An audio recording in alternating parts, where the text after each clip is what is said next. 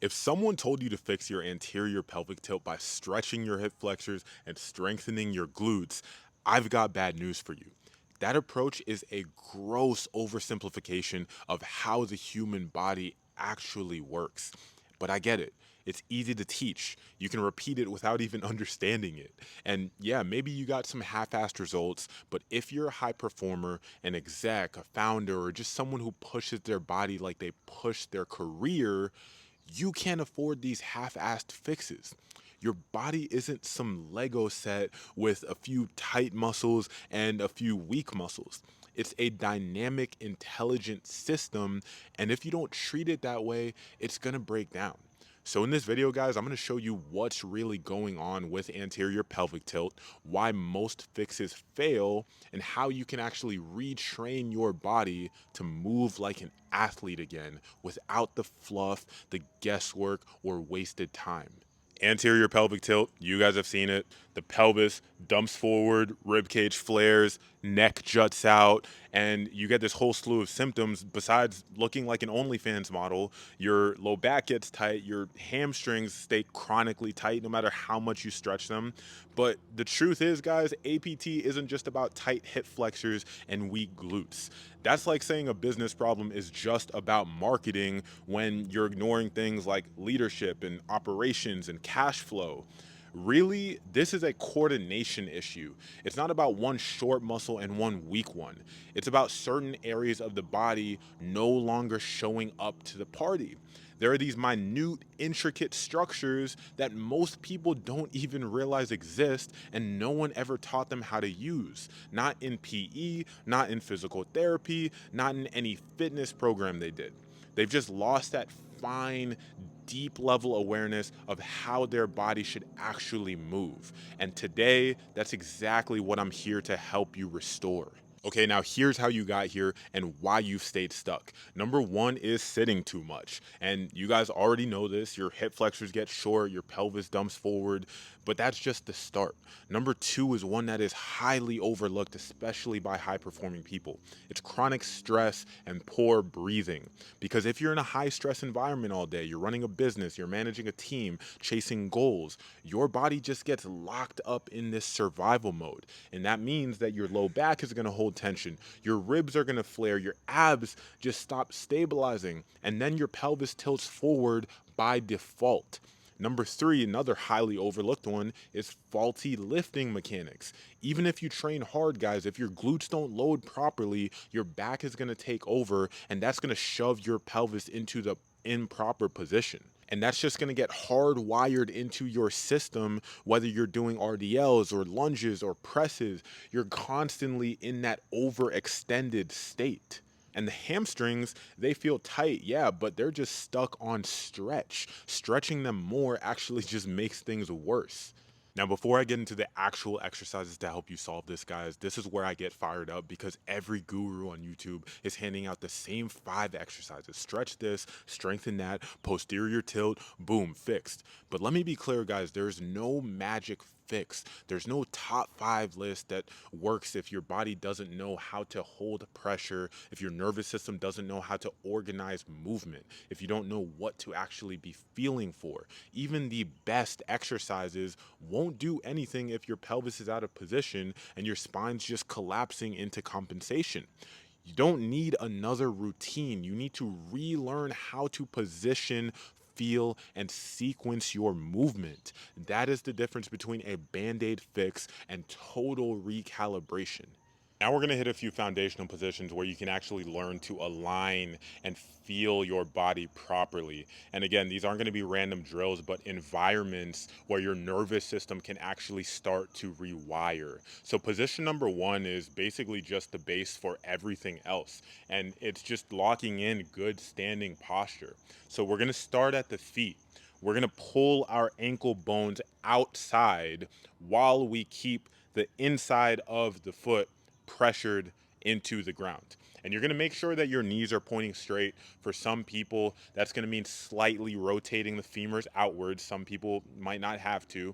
And from there, you're going to squeeze the ground together with both legs.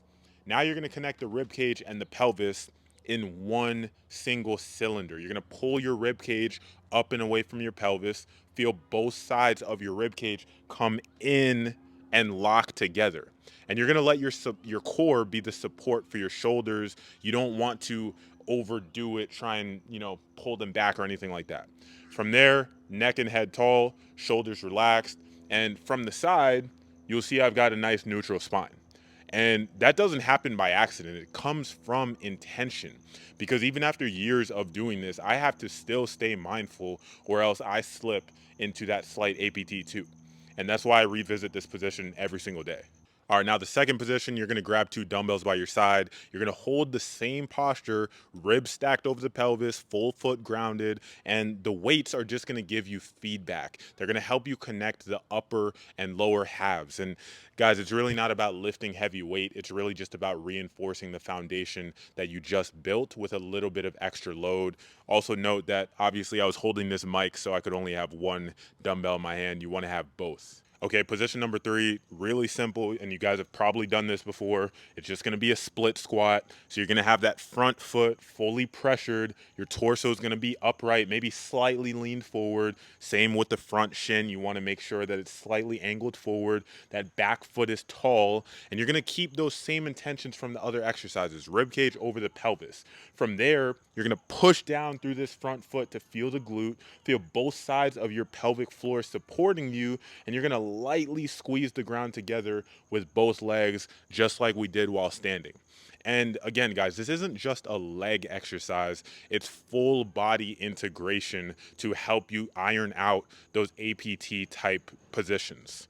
Last exercise is the foam roller glute bridge. As you can see, this is a yoga mat and not a foam roller. I don't have one at the house, but this one is gonna light up your posterior chain, guys, so be prepared to cramp. So first of all, you're gonna get your 4 feet on the foam roller. You're gonna bridge your butt up just enough to feel your glutes and your hamstrings kick on. From there, you're gonna bring up your heels as much as possible, and you're gonna slowly rock back and forth just an inch or two, feeling the calves, the glutes, the hamstrings all working together. And you really wanna feel that rib cage lock down on both sides and down into the pelvis. And if you need to crunch forward slightly to make that happen, then go for it. And if you wanna level this up, what you can do is a slow march from foot to foot. And then you can make it a little bit more dynamic. And so that way it's not just a core exercise, but it's going to be a bridge into plyometrics. And by the way, these are some of the kinds of progressions that I guide my clients through inside my 90-day performance restoration system. And essentially, we just take people from being in pain and broken down to not just being pain free, but actually performing better than they have in years. Oh, and by the way, guys, you'll notice we're doing absolutely no hip flexor stretching because we don't need to villainize the hip flexors. They're not the problem. They're just overworked and unsupported. Because when the whole chain, the feet, the glutes, the core, they start coordinating again, the hip flexors stop locking up naturally. It's not about attacking one muscle, guys. It's about restoring the whole entire orchestra of your body. So here's what I want you guys to take away. Number 1, APT isn't about one tight or weak muscle. Number 2, you have to retrain your entire system from the ground up, including your nervous system, and not just stretch this and strengthen that.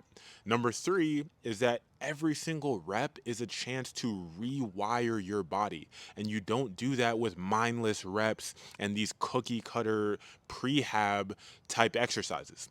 You need the right positions, the right breathing, the right internal cues if you want to bring your body back online.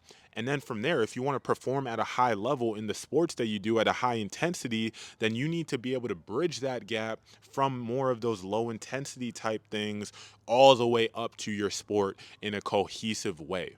And that's exactly what I do with the high performers that I work with. So if you guys want to work with me one-on-one, then apply at the link below.